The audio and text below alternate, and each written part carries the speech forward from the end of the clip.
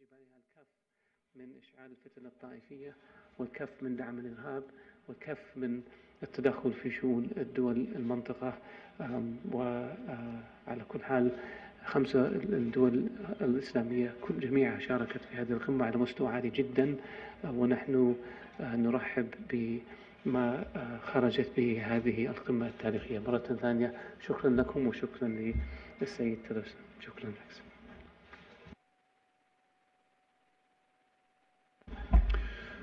Well, thank you very much as well, Your Excellency. And I think it was, in many respects, a truly historic event this afternoon, this Arab Islamic American Summit. And first, I want to congratulate the King, first for convening such a historic event, but also on his remarks. And in many ways, you, I'm sure, found parallels between the King's remarks and those by the President. I was particularly struck by the King's strong commitment, just as the President expressed, to fight against those forces that are the cause of terrorism, extremist activities, and was particularly encouraged by his strong encouragement as well to address many of the root causes and aspects of reform that are necessary throughout the region. A strong support for the development of youth, education, enabling women. These are all important elements to a new forward-looking society, a new forward-leaning society, and I found the King's remarks in that regard truly remarkable. I think with respect to President Trump's remarks this afternoon to the summit, I think what you heard is the expression of this administration's policy and views, not just toward this region, but toward American relationship with the Muslim world here as well as more broadly. And I think the President clearly was extending a hand and understanding that only together can we address this threat of terrorism that has befallen all of us, not just in this region, but worldwide. As I think all of you know, the President leaves tomorrow to travel to Tel Aviv, and then after that to the Vatican to have an audience with the Pope. And I think the context of all of this, where the President begins his journey here at the home of the Muslim faith under the leadership of the custodian of the two holy mosques, this great faith of Muslims, then to travel to the home of Judaism, and then to the great leader of Christianity, that the President is clearly indicating that this fight of good against evil has nothing to do with religion. It has nothing to do with country. It has nothing to do with ethnicity. This is clearly a fight against good and evil. And the President is convinced, with all sincerity, that when the 3 great faiths of this world and the millions of Americans who practice these 3 great faiths, when we unify with our brothers in faith the world over, we can prevail over these forces of evil and these forces of terrorism and destabilization. And when we succeed in dismantling these forces, we create enormously positive conditions for the advancement of human rights everywhere, because it is these forces that are most oppressive to peoples. It's these forces that are most oppressive to women. It's these forces that prey on those who are less able to care for themselves. So I think in our view, and I know the President's view, defeating these evil forces is the first step on advancing human rights worldwide. And he clearly has that in his mind as well. So I think it was a historic event today. Again, we thank His Highness the King for convening such an event. I think only the King and the President of the United States could have convened such a well-attended summit on Muslim Islamic American issues. So we again thank His Highness, and I think it was again an extraordinary afternoon for all of us, and one that I would tell you gives me great hope about our ability to finally address this most daunting challenge of our time.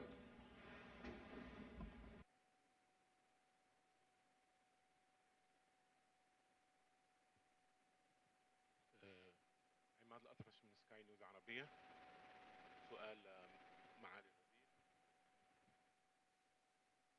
بداية معالي الوزير، ربما أكثر كلمة ترددت في هذه الأيام هنا في الرياض هي كلمة إرهاب. هل هناك تعريف مشترك بينكم وبين الولايات المتحدة question for His Excellency, Mr. Secretary. You said a lot of condemnation words regarding Iran. When are you going to put in act what you are saying? I mean, in these 3 days here in Riyadh. With respect to Iran and their absence here, and I think His Excellency clearly addressed why Iran is not here today. Iran continues its hegemonic activities in this region, in Yemen, in Iraq, in Syria, in its support of Hezbollah in Lebanon. And until Iran shows its willingness to be a good neighbor, I think it's the words that were used by many, and shows its willingness to cease its enablement of the kind of destabilizing activities that go on, their payment of foreign fighters, their payment of militias to go into other countries and destabilize those countries, then Iran will not have a place around this table that was set today. So it is our hope that, and we have a new leadership, or a renewed leadership beginning another term in Iran, that they will begin to examine what this behavior is gaining for them, and whether they will find their way back to a place that Iran historically enjoyed, good relations with its neighbors. And that's what we hope they find their way back to as well. In the meantime, we will continue to take action to make it clear to Iran when their behavior is unacceptable. And that means in terms of carrying out and supporting acts of terrorism, continuing the development of their ballistic missile programs. We will continue to take action through sanctions, and we will continue to encourage others in the global community to take action as well, so that Iran understands this is not acceptable. So we will be dealing with Iran in the economic sanction front, and we will be dealing with Iran in these countries where they have decided to put their presence militarily. الإرهاب تعريفه سهل. أي شخص يقتل نفس بريئة بدون حق ما يعتبر إرهابي. أي شخص يدمر بيوت، يقتل الأبرياء، الأطفال، النساء، الشيوخ بدون حق، هذا إرهاب.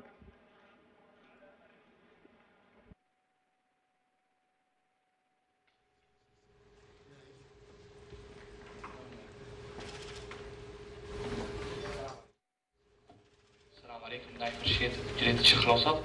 مع الوزير أريد أن أسأل سؤال واحد وبسيط. هل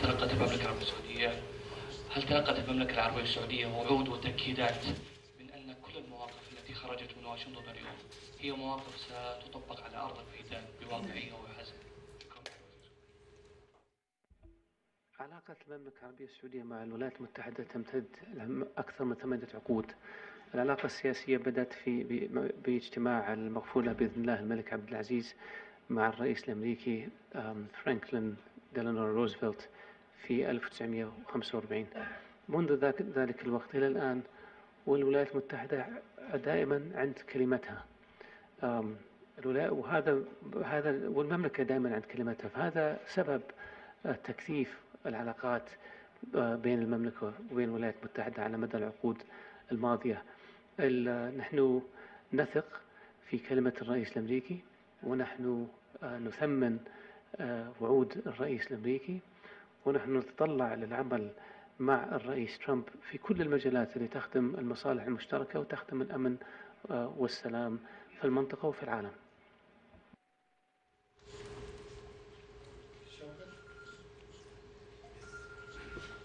Thank you very much. I'm Shaukat Paracha, traveling from Pakistan, especially for this summit today.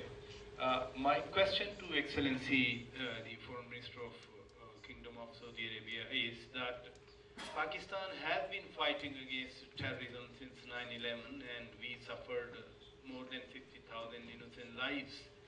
How has been the assessment in this conference that there could be shared learning from the experiences that Pakistan has got in this war against terror? And my question to Excellency is, the partnership desired today with the Muslim world must have certain processes to move forward. a lot of fear among the Muslim communities, including myself and my friends. There is a notion of Islamophobia all around in different countries.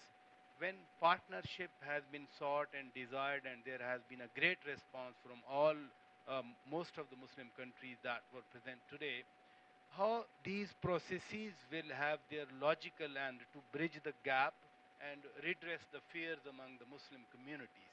Thank you.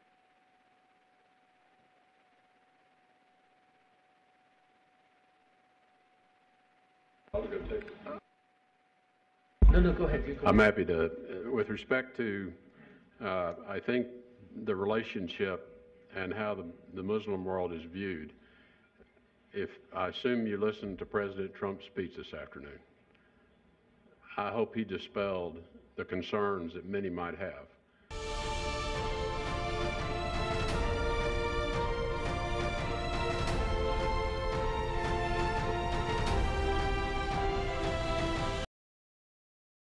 Special place, the special place of the two holiest sites.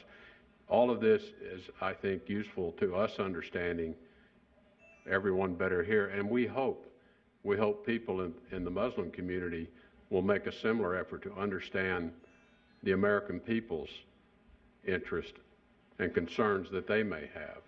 But I think, importantly, out of this speech the President delivered this afternoon, what he said, again, is this fight is ours together. It is not between us. It is ours together. And it's only together that we will ultimately prevail. And that it is not a fight among religions, not a fight between Shia, Sunni. It's not a fight between Christians, Jews, any of the faiths. This is a fight of good against evil, and in all of those three great faiths that millions of Americans follow, we are guided by that same tenet. This is what unites us in attacking this evil face of terrorism that has befallen us and has hurt so many around the world. I think Pakistan can play a big role in the war against terrorism, and by sharing its experiences and by learning from the experiences of others. I want to add my voice to what Rex said about the issue, the importance of tolerance and coexistence. I believe that the fact that this summit took place is historic. I cannot overemphasize the importance of it to the history of the world.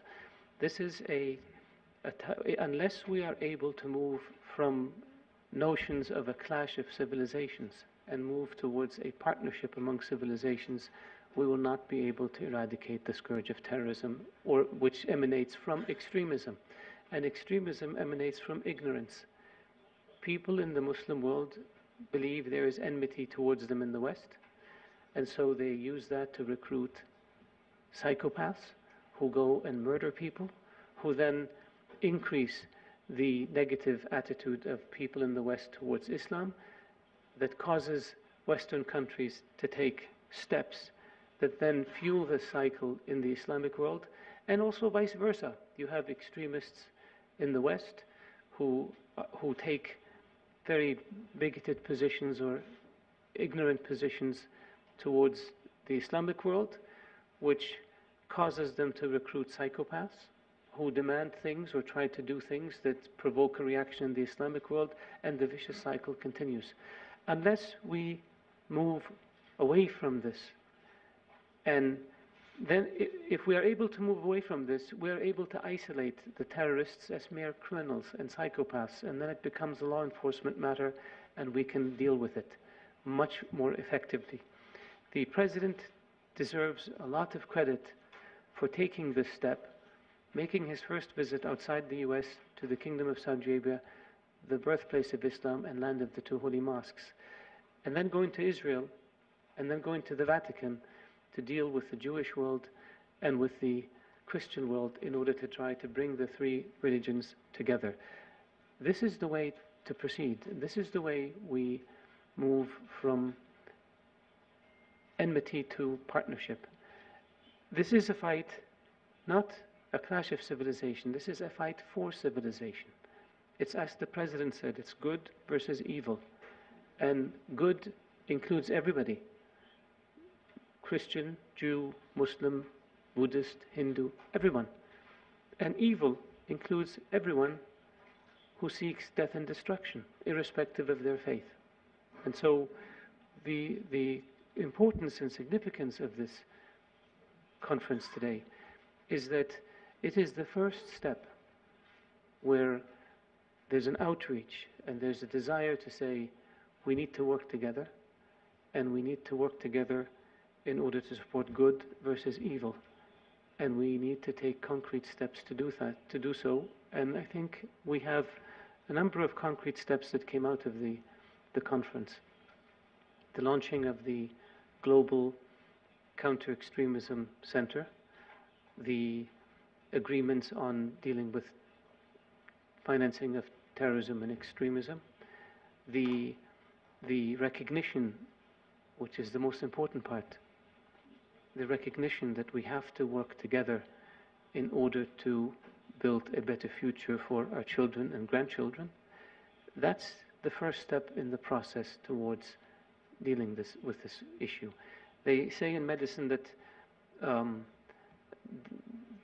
diagnosis is half the cure. Well, we've diagnosed the problem, and the diagnosis of the problem is that we need to pull the rug out from under the forces of evil by seeing this as a common problem that needs a common solution, and seeing ourselves as children of God irrespective of what our religion is. That's how we deal with this problem. Thank you.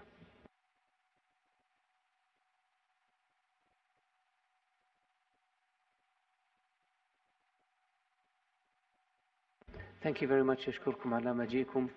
أتمنى لكم إقامة سعيدة في المملكة العربية السعودية. شكرا.